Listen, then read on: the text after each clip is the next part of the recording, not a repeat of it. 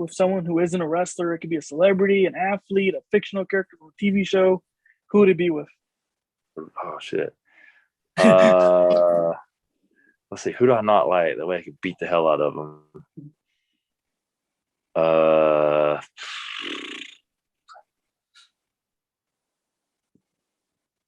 Damn.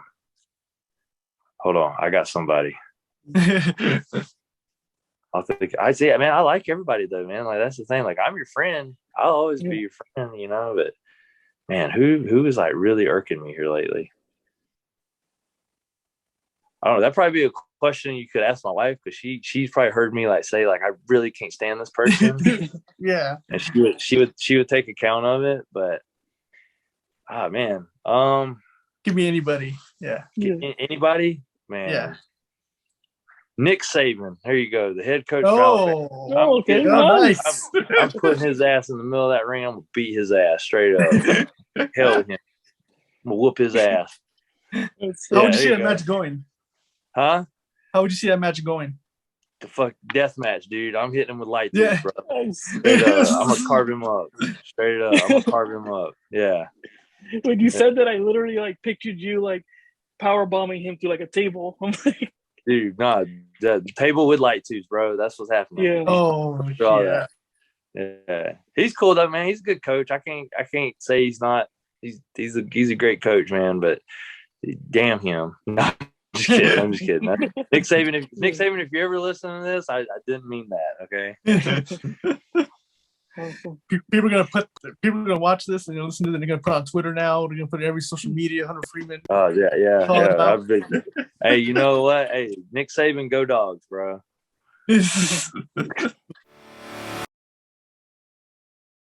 Joined the Marine Corps, and when I joined the Marine Corps, I came back from my first deployment. Came back from that, my doctor said, "Man, you need to find a hobby." Like mentally, my head wasn't in the game.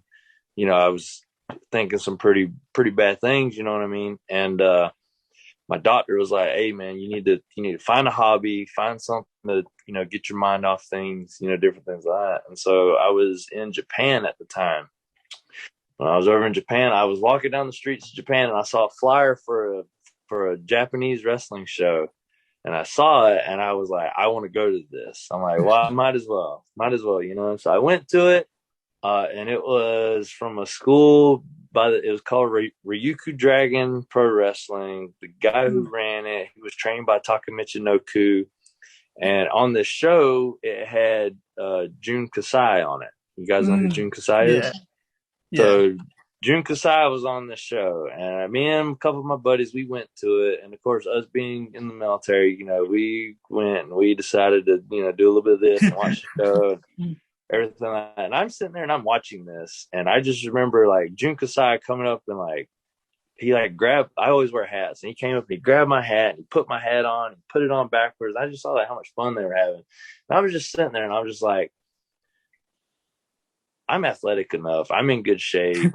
I love this is so much fun, and I continue to still watch it. And I'm like, this is something I can do. I can do this right here. And after the show was done and over with, someone that I had with me spoke fluent Japanese, and we went up to him and I told the guy, I said, tell him I want to train. I want to do this. Uh-huh. And so he talked, blah, blah, blah. And the guy told him back, he said, tell him to be here. And the guy kind of looked at me and he said, tell him to be here Wednesday night at 7:00. I was like, okay. So that following Wednesday, 7:00, I showed up in like gym shorts and shoes. And, even in Japan, it doesn't matter who it is. It could be New Japan, Noah, All Japan, any company over there. It doesn't matter. The way they train over in Japan is the same. And so I proceeded to get my ass kicked training in Japan for the next solid 1.5 to 2 years. Yeah, I did so many squats, so many.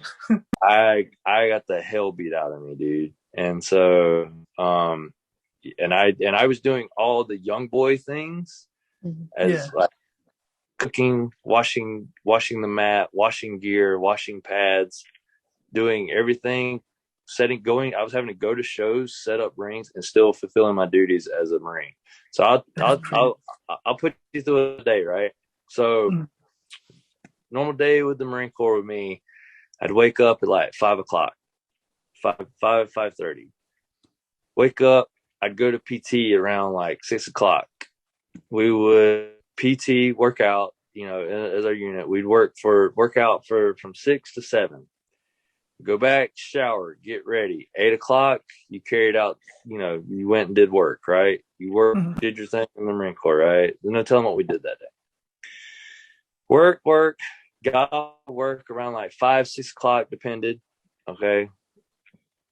Got off at 6, had to rush to grab my stuff and be at the dojo at 7:00.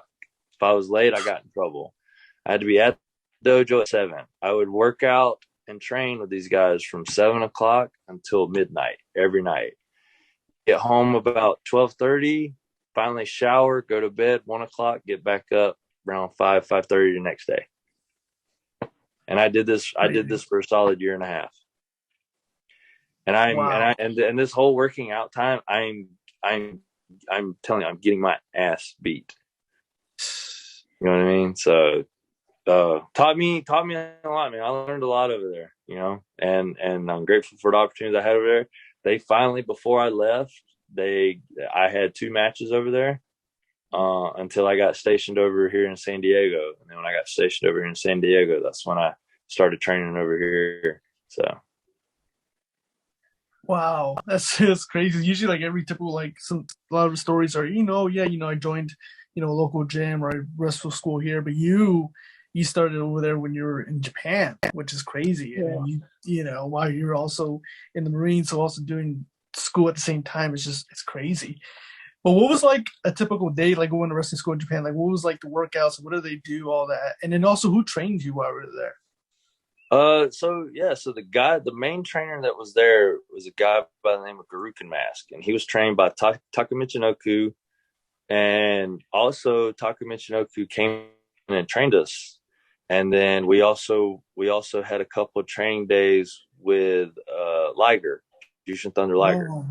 Oh. Yeah, so he would come in, he would train with us a couple of times, and then there's a guy who wrestles for DDT Pro named Shota Suzuki. He's an upstart. He's an upstart there with them. He's at DDT right now, and he's in a tag team, but he's a good dude. So he trained me as well. So normally the first starting out is you're working out. Okay, that's it. You're out. You're doing squats. You're doing push-ups, dive bomber push-ups. You're going. You're working out. You're going. Like no ifs, ands, or buts about it. They're gonna make sure that you can physically handle what I'm going to be dealing with, what you're going to be dealing with. Then from there, when you start like learning your basic roles and different things like that, that's when you start rolling, they have you roll on a hardwood floor. So you don't go out and you don't start rolling on a mat. You roll on a hardwood floor first. It kind of, you have to like start toughening. Yeah, you have to start toughening your body up. You know what I mean? And then from there, when they see that you got the rolls down, then they finally will let you in the ring. Okay? But before you even step foot in the ring, you'll work out, and then even when you get in the ring, you still work out as well. And then I remember days, man, where we would work out, and before we even got started wrestling or anything like that, there would be like pools of sweat in the center of the ring just from us working out in there. Yeah, that's and then like I said, we would do that from 7:00 until midnight every night. Crazy. Wow. Just listen, now you're seeing day and age, you're seeing guys are now more doing high flying, but you're not really seeing, really that just goes in there and gives it a fight. And that's what your style, and that's what like Rich and I, we love that style. And you I can't do all that flipping shit, man. I try to do a flip and I always land on my damn face. So you know what I mean? I damn this. I'm gonna quit doing that. I always try to give everybody what they want and do a moonsault, and what ends up happening, I always land on my face, I can't do that shit. I'm better off just punching you in the face or kicking Yeah. or booting you in the face. I put my size 14 in your face. That's pretty much it. Oh yeah. That's pretty much all I got going for me. But it's exciting, man. Like I said, every match we've seen you has always been very, very exciting. And even when we look at future cards, I'm like, oh, he's in it, like it's gonna be exciting, Yeah. And when you look back so far in your career, what's been like your favorite moment or your favorite match so far? Favorite match. I have a couple of like favorite matches. You know what I mean? One of my favorite matches. I ended up not. I didn't win it, but this was definitely my match where it's like everybody saw like, okay, this dude can go. You know what I mean? This dude can go. It was a match I had with Andy Brown at Ground Zero. Mm. This was the first time me and him touched. Not the first. This was the first time we touched, but this is the first time where it was like I was kind of creating this character that I am now, and people were starting to see that, and that's what I was becoming, and so that's a match that definitely stands out to me. It was one of my favorites. Another one of my favorites was when I wrestled B-Boy. Just the amount of learning that occurred during that match, and just proving myself. He jokes with me, but and I always tell him, he's like, oh, we just went on there and we just had fun. And I, to this day, I tell him like, no, that was my proving ground match. Like, Yeah, that was the match where I was like, if I can hang with him, and impress him, then I'm okay. I can continue doing this, and so there's that one. And then I've been having like really fun matches here lately. I can't really narrow down the recent ones, because they all been so much fun, like just been hyped for them, and different things like that. I've enjoyed the regular matches that I've been in. I've enjoyed the death matches that I've been in. There's a different like level of like hype I get when I have a death match. And I would say like here recently, man, the past year and a half of matches have just been like a lot of fun for me. mm-hmm.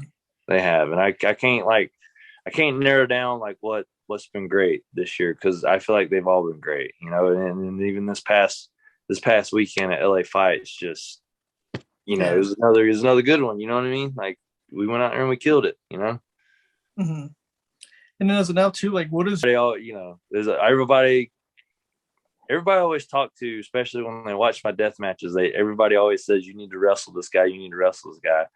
And I would do it. I would low key do it, but and if it happens, it happens. But if the king, if Nick Gage wanted to go, hey, let's go, Nick. Nick. Hey, I've been it's been good that the past couple of GCW shows that I've been to, Nick has been able to put me under his wing a little bit and kind of talk to me and give me advice and things like that. And so it would definitely be one of those where, like, if it happens, it happens. You know what I mean? We would go out and we do it.